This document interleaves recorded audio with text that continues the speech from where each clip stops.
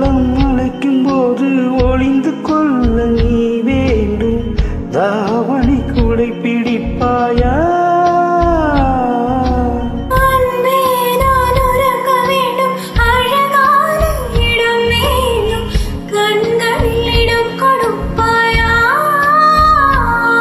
நீ என் அருகில் வந்து நெளிய, நான் உன் மனதில் சென்று ஒளிய, நீ உன் மனதில் என் உருவம் கண்டுபிடிப்பாயா?